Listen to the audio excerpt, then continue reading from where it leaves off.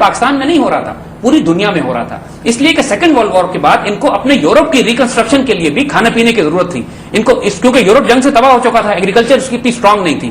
انہوں نے پوری دنیا میں ایگریکلچر پروجیکٹ شروع کروائے. مقصد یہ تھا کہ یہ تمام غریب ممالک کھانا پینا اور خوراک اور غلہ اور گندم پیدا کریں گے اور ہمیں ایکسپورٹ کریں گے. جی زید صاحب, دس از آل ویری انٹرسٹنگ, لیکن اس سے پہلے ہمیں ایک بریک پہ جانا ہے.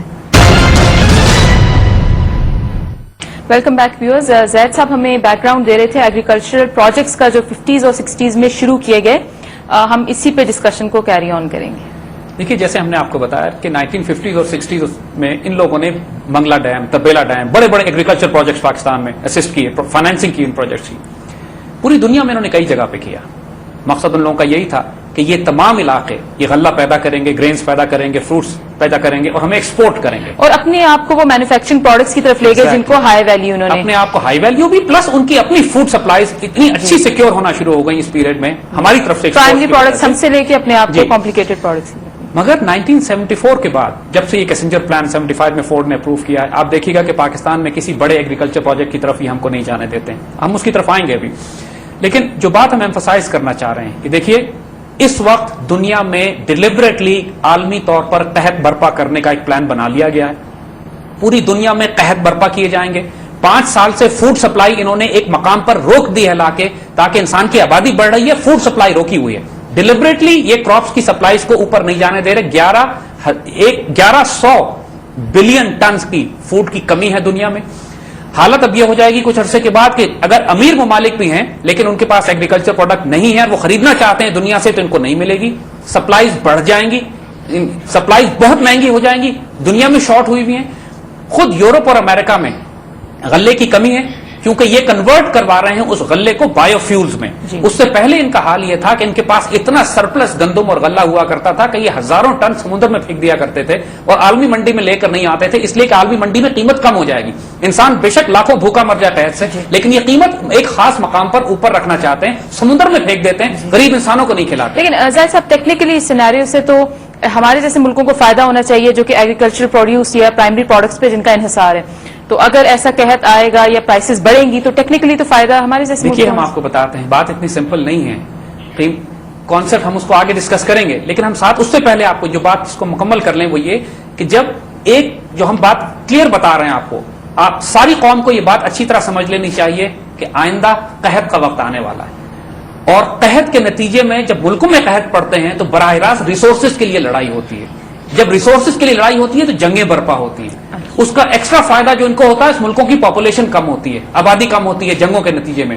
انہوں نے روانڈا میں لاکھوں قتل کروائے, کانفلکٹ کروائے. دنیا کا کوئی علاقہ ایسا نہیں ہے جہاں یہ کانفلکٹ برپا نہیں کر رہے ہیں غریب ممالک میں فالتو آبادی کم کرنے کے لیے. پاکستان, جیسے ہم نے عرض کیا کہ 13 ملکوں کی لسٹ میں پاکستان ایک پرائمری ٹارگٹ ہے ان کا. اور تیسرا طریقہ جو ان کا آبادیاں کم کرنے کا ہے اور جو بہت ہی ناپاک طریقہ ہے وہ بایولوجیکل وارفیئر ہے, بیماریاں پھیلا کر. اس بات کے کنفرمڈ شواہد موجود ہیں کہ ایڈز وائرس انہوں نے لیبارٹری میں تیار کیا تھا اور سب سے پہلے بیلجین کانگو میں افریقہ میں لوگوں کے جسموں میں داخل کیا انہوں نے, اور وہاں سے یہ سارا ایڈز پوری دنیا میں پھیلا. اس کا ایک فائدہ تو ان کو یہ ہوتا ہے کہ ایڈز پھیلتا ہے پوری دنیا میں, آبادی کم ہوگی.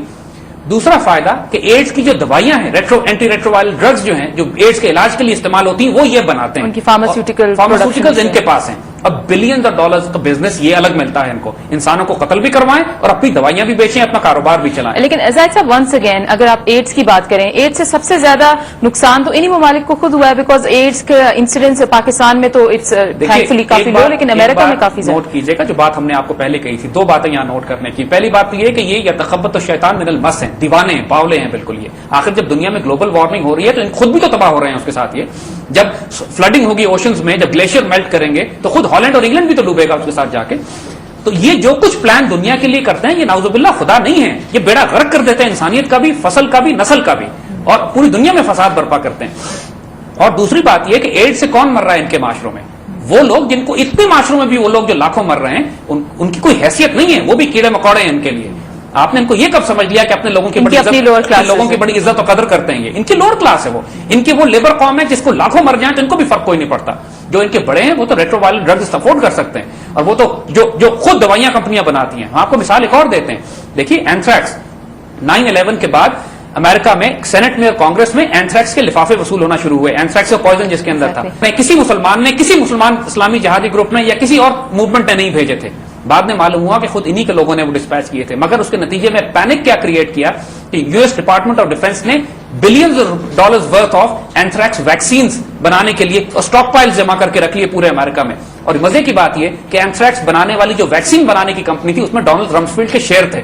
You see, and this is how these people create alarm, ایک پینک کریٹ کرتے ہیں اور خود اپنے ریسورس سے بینیفٹ کرتے ہیں. دنیا میں جو قحط برپا یہ کر رہے ہیں اس کے جیسے ہم نے عرض کیا کہ فوڈ سپلائی کنٹرول کرنا ان کے لیے فنڈامنٹل ایلیمنٹ ہے اس پوری دنیا میں آبادی کم کرنے کا, جنگوں کے ساتھ اور قحط برپا کرنے کے ساتھ اور بیماریاں نافذ کرنے کے ساتھ. برڈ فلو کا وائرس ہے, چاہے وہ اینتھریکس ہو, چاہے وہ ایڈز ہو, ہر جگہ ان کا سینسٹر ایسپیکٹ نظر آتا ہے. میں نے عرض کیا نا آپ کو کہ یہ آلموسٹ کنفرم ہے یہ بات کہ ایڈز انہوں نے لیبارٹری میں پیدا کر کے دنیا میں چھوڑا تھا تاکہ اس سے آبادی کم کی جائے دنیا کے ان ممالک کی, خاص طور پہ غریب ممالک مر رہے ہیں. امیر ممالک میں تو لوگ جو مر رہے ہیں, ایگزیکٹلی وہ ان کے اپنے لوور کلاس ہے جو ان کے نزدیک جس کی موت ان کے لیے فرق کوئی نہیں پڑتی. مگر یہ اس قدر ناپاک لوگ ہیں. اور اس کی مثال خصوصاً اب ہم پاکستان کے حوالے سے بات کرتے ہیں کہ دیکھیے اب ہم ڈائریکٹ بات کر رہے ہیں, پاکستان ایک ٹارگٹ لسٹ پہ ہے. پاکستان کے یہ آبادی بھی کم کرنا چاہتے ہیں, ہمارے ملک کو توڑ کے چھوٹے حصوں میں بھی تقسیم کرنا چاہتے ہیں.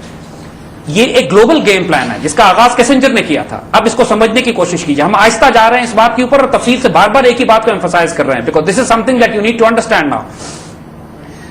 انڈیا ہمارا پانی بند کر رہا ہے. انڈیا پانی اس لیے بند کر رہا ہے کہ انڈیا کے پاس بھی پانی کی کمی ہے.